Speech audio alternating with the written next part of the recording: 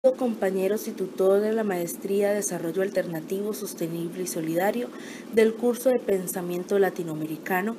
Mi nombre es Sandra Janet Jaramillo Rodríguez.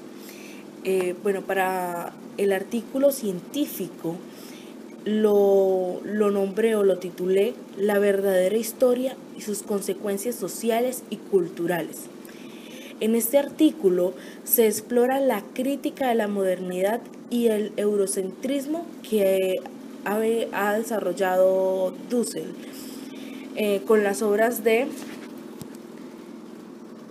1492, El encubrimiento del otro, El origen del mito de la modernidad, y la otra obra, Ética de la liberación en la edad de la globalización y de la exclusión, teniendo en cuenta las problemáticas sociales y culturales que ha traído ese descubrimiento.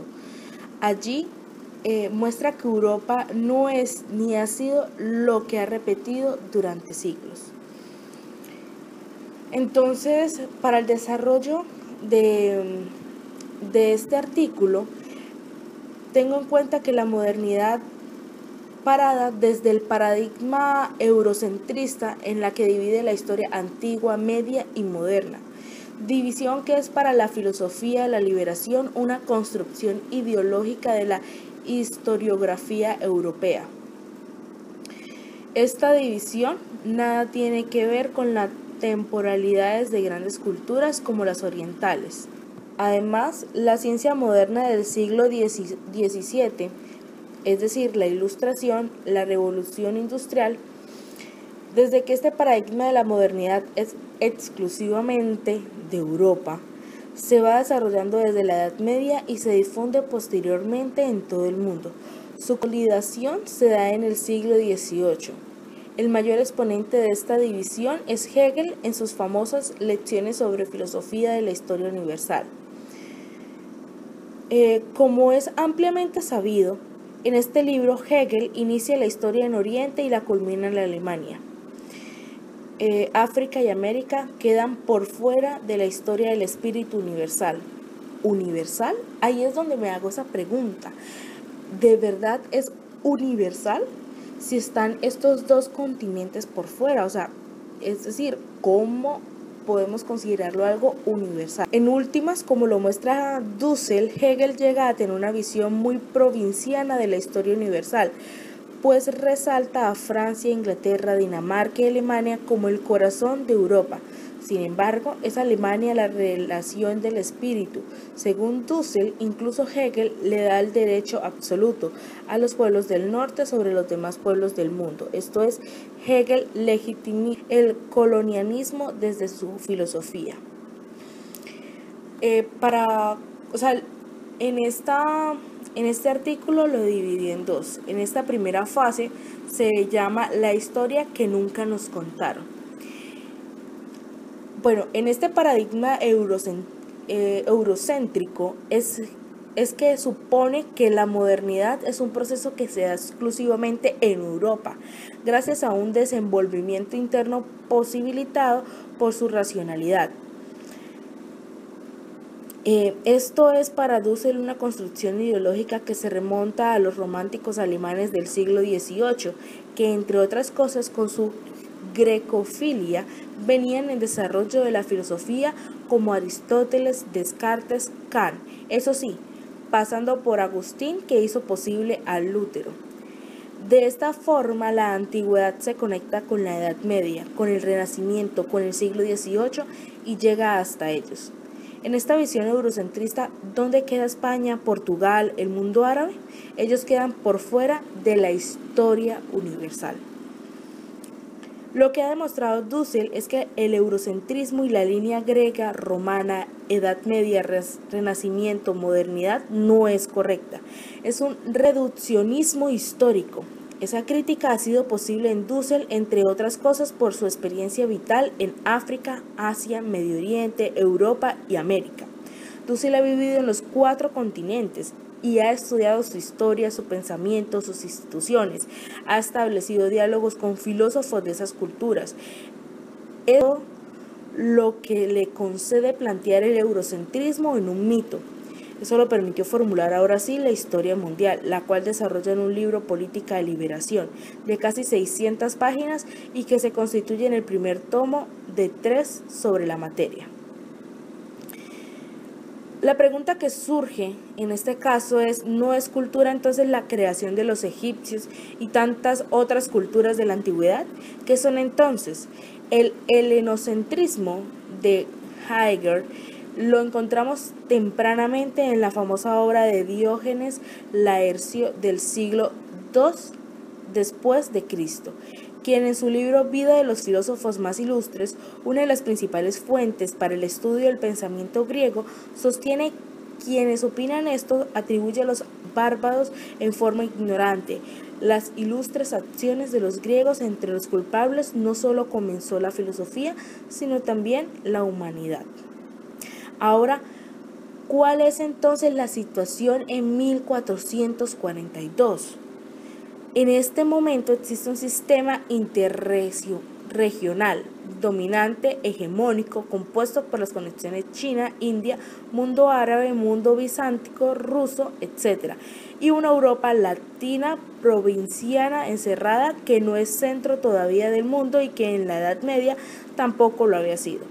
Es aquí cuando irrumpe España, la cual se vincula a la mentalidad portuguesa e italiana de la época, una mentalidad aventurera favorecida por el advenimiento de la clase burguesa naciente. El problema era que España no podía ir al oriente, el sur de África. Ese monopolio lo poseía Portugal. Entonces para Dussel la modernidad nace en 1492. Dussel acude al concepto de sistema mundo para mostrar que la modernidad no es producto de fenómenos intraeuropeos, sino que es una experiencia mundial, no local. Es mundial en el sentido de que se constituyó gracias a las redes marítimas y comerciales del 1492. Ahora el mundo abarca del norte al sur y del oriente a occidente. Por eso para el argentino la modernidad nace en 1492. Lo cito textualmente. Proponemos una segunda visión de la modernidad en un sentido mundial y consistiría a definir como determinación fundamental del mundo moderno del hecho de ser, sus estados, ejércitos, economía, filosofía, etc. Centro de la historia mundial. Es decir, nunca hubo empíricamente historia mundial hasta 1492 como fecha de iniciación del sistema mundo. Anteriormente ha sido esta fecha, los imperios o sistemas culturales coexistían entre sí, solo con la expansión portuguesa desde el siglo XV, que llega al extremo oriente en el siglo XVI, y con el descubrimiento de América Hispana, todo el planeta se torna el lugar de una sola historia mundial. Bueno, para la segunda fase, quiero hablar sobre causa-efecto. ¿Por qué lo titulé así? Es que Colombia es un país diseñado para la corrupción, la guerra, la segregación social y la pobreza extrema. No existe un mecanismo mejor diseñado que el sistema de Estado colombiano para que la democracia sea un instrumento de sometimiento del pueblo. Los impuestos sean robados, la violencia inspire los ideales del progreso, la discriminación se soporte y el abandono de las poblaciones vulnerables sea una verdad oculta. Pero Colombia no tiene toda la culpa. Por eso es su efecto. Este es su efecto. Vamos a hablar sobre la causa. Este sistema fue el adoptado por la mayoría de países latinoamericanos con sus respectivas variaciones, dependiendo de sus culturas, sus condiciones históricas, su contexto económico, sus propias luchas y desafíos. No se trata de buscar culpables o desafiar la responsabilidad histórica de la destrucción paulatina de un Estado al borde del colapso con la deslegitimación de las instituciones, pero a la vez el rechazo de un verdadero cambio radical. Sin duda la problemática no radica en que cambie el otro o que solo se transforme una dimensión del establecimiento, sino que se analiza de manera plural los efectos que hasta el momento se han generado en toda la región al punto de tener sensaciones de que es vital un giro dramático para el mejoramiento de la construcción de una verdadera república, de un verdadero conjunto de procesos y anhelos. Pero para saber cómo se debe dar el cambio, no se debe plantear desde las esferas de la élite política. Al contrario, el cambio debe venir desde las bases sociales, la familia, los colegios, las universidades, los sindicatos, las industrias, los medios, los banqueros, en fin. Ahora, ¿en qué consiste el cambio? Tal vez en el modelo económico o político, tal vez en el modelo del Estado. La verdad es que solo eso es accesorio a un cambio social de raíz. El verdadero cambio se desprende de la posibilidad de que cada uno de nosotros entienda y comprenda las dificultades de nuestra sociedad como un todo y dejemos atrás la idea de que priman los intereses propios, el deseo de pasar por encima de todos para lograr un beneficio individual. Entonces el debate radica en que es necesario actualmente para llegar a ese ideal que alguna vez se quiso, cómo hacer para que ese sentimiento de patria no solamente exista cuando juega la selección Colombia de fútbol o gana la corona una reina de belleza o se convoca a elecciones. La educación es un eje fundamental de toda sociedad democrática. Por eso está esta foto aquí en esta diapositiva. El problema es muy complejo de resolver. A raíz de la cultura generada por el narcotráfico y la corrupción, la educación pasó a ser meramente técnica y jamás se volvió a instaurar valores sociales o colectivos de manera amplia, esencial e integral. Pero partamos desde el inicio del problema, la familia. Esto es importante mencionarlo porque el núcleo de todo ser, en donde se desarrollan los primeros pasos, se crea una conciencia colectiva. Se aprende integralmente en el hogar, no en el jardín ni la escuela, mucho menos el colegio o la universidad. Pero este problema es tan común y visible que seguimos aceptándolo, el abandono de los hijos. Aquí no se va a decir que el hogar está conformado por un hombre y una mujer, ni tampoco que las parejas del mismo sexo tienen derecho a adoptar un niño, porque la verdad radica en 2 puntos. El primero, las familias actuales no están conformadas por un hombre y una mujer, sino por abuelos, tíos, primos, madres solteras, padres solteros, etc. Y el segundo, el niño es quien tiene el derecho a una familia, no los adultos a adoptar a un niño como una mascota.